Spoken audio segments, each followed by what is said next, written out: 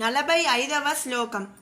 నిత్యముక్త నిర్వికార నిష్ప్రపంచ నిరాశ్రయ నిత్యశుద్ధ నిత్యబుద్ధ నిరవధ్య నిరంతర.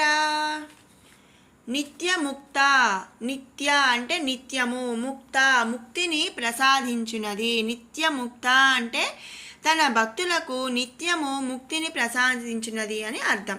నిత్యం మోక్షభావమును తన భక్తులకు అందించినది. మోక్షమునకు ఏకైక మార్గం విరాజిల్లు ఆ జగన్మాతయే తన భక్తులకు ముక్తిని ప్రసాదించుచు నిత్యముక్త అని స్తుతించబడుచున్నది.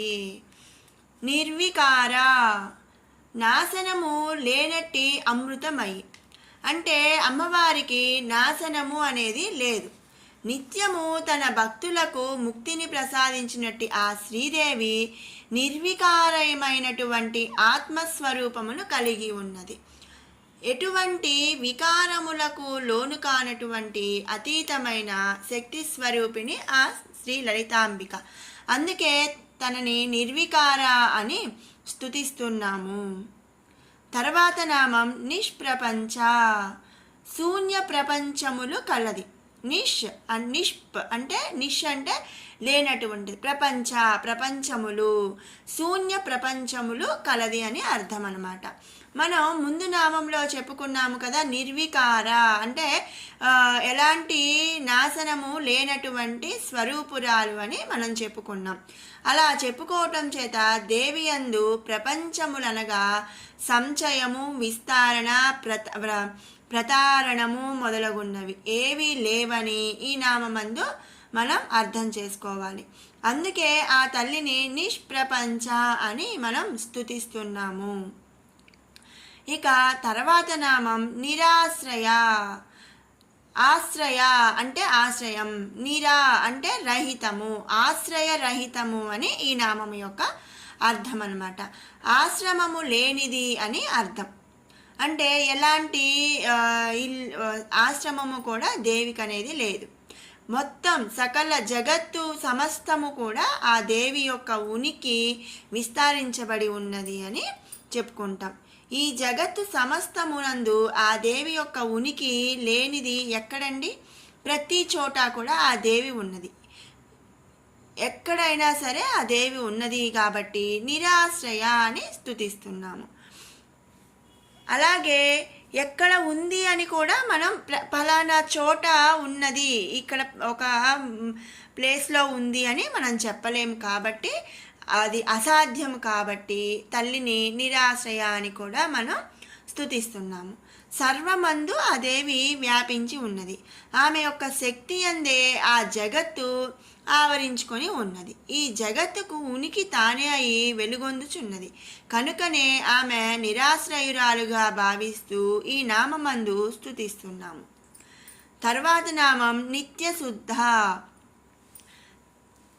నిత్య అంటే నిత్యము, శుద్ధ అంటే ఎలాంటి మాలిన్యములు లేకుండా శుద్ధంగా అంటే నీట్గా లేదు మంచిగా పరిశుద్ధమైనటువంటిది అని అర్థం అన్నమాట.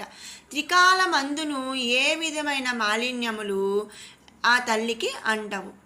చైతన్య స్వరూపరాలైనటువంటి శ్రీమాత స్పర్శరహితురాలు కావున పరిశుద్ధమైనటువంటిది అని ఈ నామంలో మనం అర్థం చేసుకోవచ్చు. అంటే ఇప్పుడు మనం ఉన్నామండి, పొద్దున పూట స్నానం చేస్తారు, కొంచెం సేపటికి చెమట పోసి కానీ లేదా ఇంకేదన్నా మాలిన్యాలు అనేవి మనకి అంటుతూ ఉంటాయి. కానీ ఈ తల్లి స్పర్శరహితురాలు అంటే మనం ముందు నామాల్లో చెప్పుకున్నాం కదా, నిరాకార అంటే ఆకారము లేనటువంటిది, ఎలాంటి ఆశ్రయము లేదు, ఎలాంటి ప్రపంచము లేదు అని మనం ఇలా చెప్పుకున్నాము. అలాంటప్పుడు ఎలాంటి శ్రీ మాత స్పర్శరహితురాలు కాబట్టి తల్లికి ఎలాంటి మాలిన్యాలు ఉండవు. ఎల్లవేళలా కూడా పరిశుద్ధమైనటువంటిది అని మనం అర్థం చేసుకోవాలి. అందుకే జగన్మాతను నిత్యశుద్ధ అని మనం స్తుతిస్తున్నాము. తర్వాత నామం నిత్యబుద్ధ. నిత్య అంటే నిత్యము, బుద్ధ అంటే బుద్ధి, జ్ఞాన స్వరూపిణి. బుద్ధి అంటే ఇక్కడ జ్ఞానము అని మనం అర్థం చేసుకోవాలి. త్రికాలములందును ఎటువంటి లోపములను కలిగి ఉండునటువంటి బుద్ధి జ్ఞానమును కలిగి ఉన్నది అని అర్థం. జ్ఞానస్వరూపిణి అయినటువంటి దేవి కనుకనే నిత్య బుద్ధ అని ఈ నామందు మనం స్తుతించుచున్నాము. తర్వాత నామం నిరవధ్య.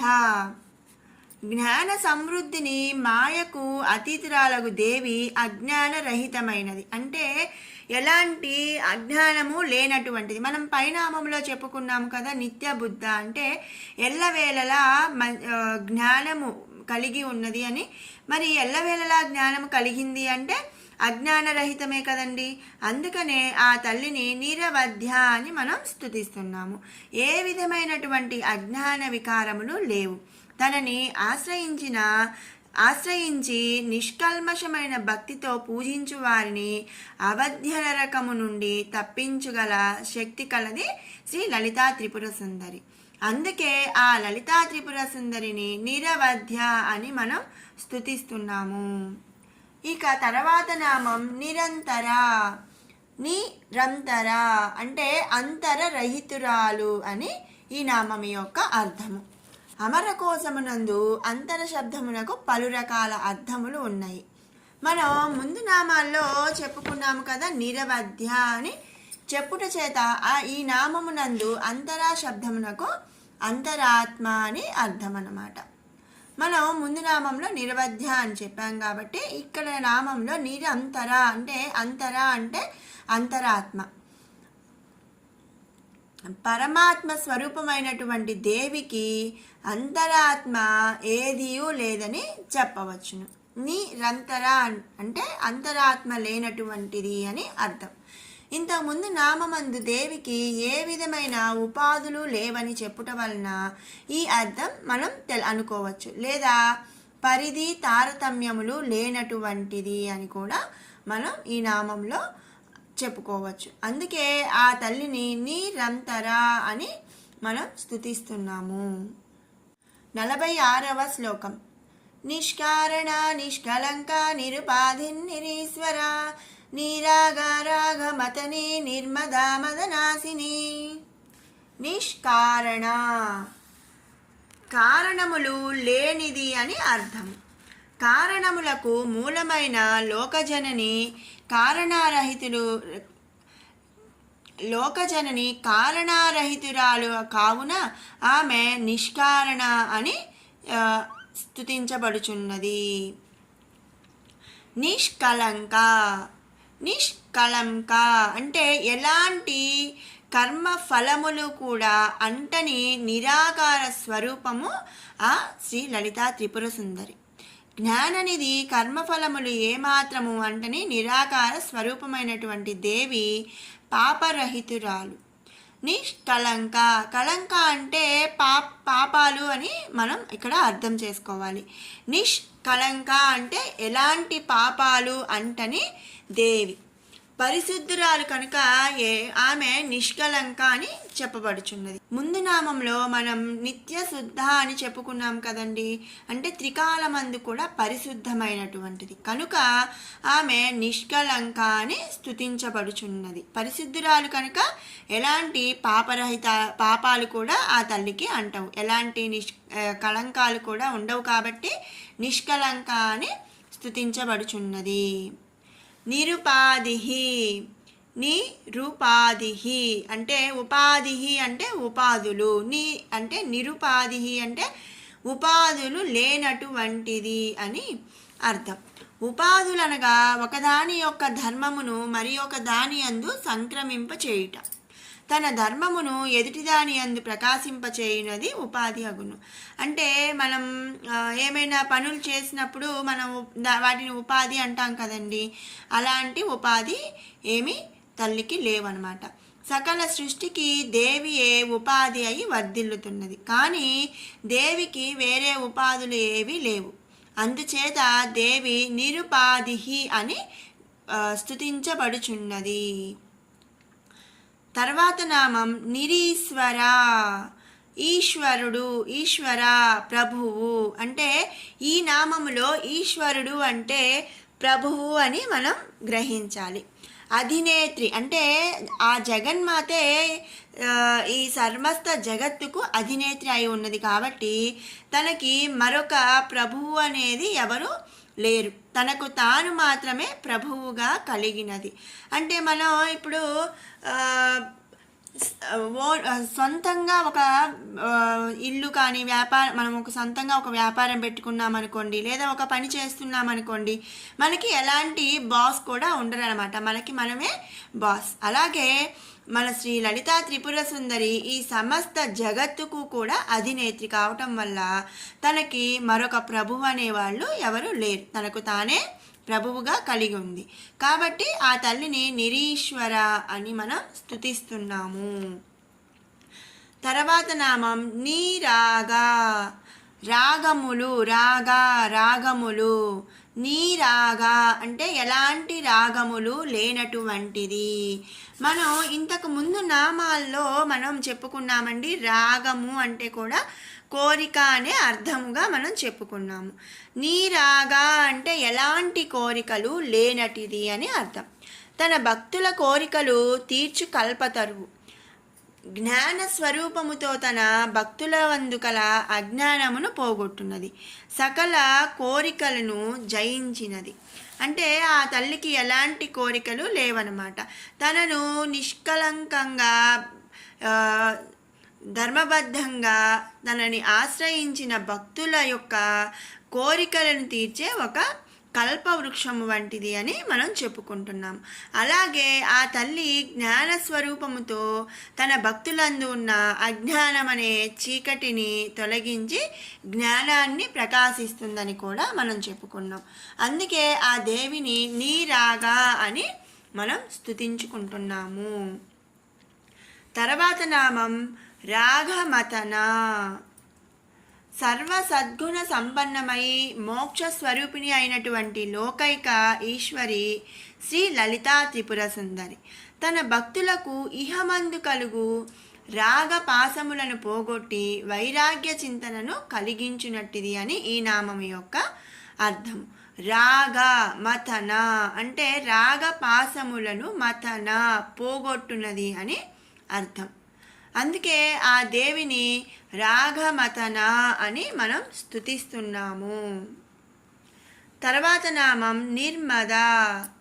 తనను కొలుచువారికి సుఖ సౌఖ్యములను సిరులను అంటే సంపదలను ఇహమునందు ఇచ్చి పరమునందు మోక్షము కలిగించినట్టి మోక్ష స్వరూపిణి శ్రీ లలితా త్రిపుర సుందరి తనకి మాత్రమైన మదము లేకుండా, నిర్మద మదము లేకుండా పోగొట్టునది అని అర్థం అన్నమాట. అందుకే ఆ దేవిని నిర్మద అని మనం స్తుతిస్తున్నాము. తర్వాత నామం మదనాసిని. ఈ నామందు మదమును హరించునది లేదా నాశనము చేయునది అని అర్థం. మదమును, నాశిని నాశనము చేయునది లేక పోగొట్టునది అని అర్థం. అందుకే ఆ దేవిని మదనాశిని అని మనం స్తుతిస్తున్నాము. 45, 46 శ్లోకాల వివరణ తెలుసుకున్నాం కదా. ఇప్పుడు 43 నుంచి 46 వరకు కూడా 2 సార్లు పారాయణ చేసుకుందాం. అరుణాం కరుణాతరంగితాక్షీం ధృతపాశాంకుశపుష్పబాణచాపాం అణిమాధిభిరావృతాం మయూకైః అహమిత్యేవ విభావయే భవానీం ధ్యాయేత్ పద్మాసనస్తాం వికసితవదనాం పద్మపత్రాయతాక్షీం హేమాభాం పీతవస్త్రాం కరకలితలసద్ధేమ పద్మాం వరాంగీం సర్వాలంకారయుక్తాం సతతమభయదాం భక్తనమ్రాం భవానీం శ్రీవిద్యాం శాంతమూర్తిం సకలసురనుతాం సర్వసంపత్ప్రదాత్రీం సకుంకుమవిలేపనామళికచుంబికస్తూరికాం సమందహసితేక్షణాం ససరచాపపాశాంకుశాం అశేషజనమోహినీ మరుణమాల్యభూషోజ్వలాం జపాకుసుమభాసురాం జపవిధౌ స్మరేదంబికాం. 45, 46 శ్లోకాల అర్థాలు తెలుసుకున్నాం కదా. ఇప్పుడు 43 నుంచి 46 వరకు 2 సార్లు పారాయణ చేసుకుందాం.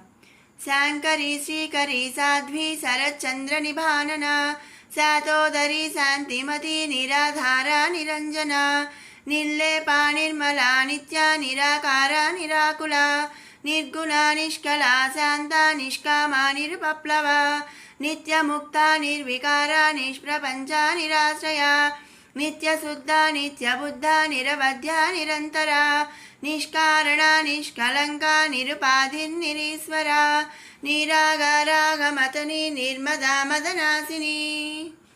మరొక మారు పారాయణ చేద్దాము. శాంకరీ శ్రీకరీ సాధ్వి శరచంద్ర నిభానన శాతోదరి శాంతిమతి నిరాధార నిరంజన నిర్లేపా నిర్మలా నిత్య నిరాకార నిరాకుల నిర్గుణ నిష్కళ శాంత నిష్కామా నిరుపప్లవ నిత్యముక్త నిర్వికార నిష్ప్రపంచ నిరాశ్రయ నిత్యశుద్ధ నిత్యబుద్ధ నిరవధ్య నిరంతర నిష్కారణ నిష్కలంక నిరుపాధిర్నిరీశ్వర నిరాగరాగమతని నిర్మదా మదనాశిని. ఓం శ్రీమాత్రే నమః.